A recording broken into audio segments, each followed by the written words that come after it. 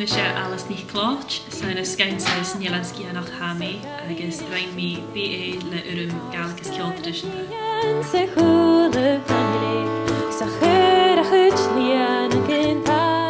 Son a dhéanú is ga bha gulacham Cèol, ha gulacham hast Cèol Traidiseanta, ach ba mi hast a géirí a Gaelic acham na lesacha cúteach.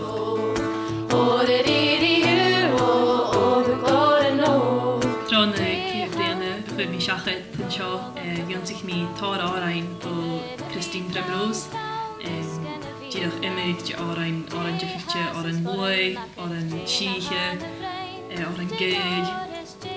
Bhí buamsach é má díadach repertoire ach am hína dhéanam an áirst trá seo agus haíad imig cod amain trá chuir sa hiúil a bhí ar an áirst dúlar.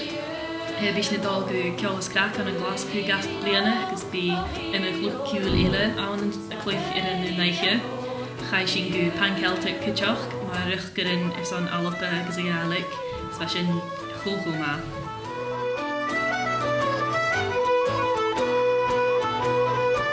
Chorsten cúsacúil gomórum bhí uamsach í má gorá buin difrichte achad gach bliana, mar sin bhí mets gehéig James mis an gach bliana gus suringe iachcan éile chud i dói.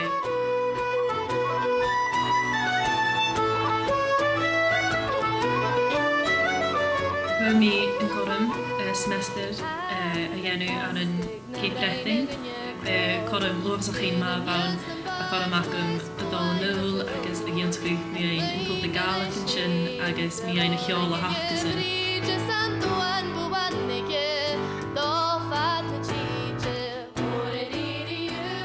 Rain mi an trachgus céime acham Million Products. Sin na ha ag múntiúr céipretting walkings, mar walking songs, walking the tweed. Agus na bha intinach fiása sé goróid past a dhéanú an an dói socialte, agus bha mi díadach smid gorá sin díadach ó erachgal is gorá convégrúd gin mar sin díadach ó má an alapa mar dói mar tachatú socialte son sinne tíncálas a Gaelic a chlachcaig. As of his fair was sullen spot ein hast down, na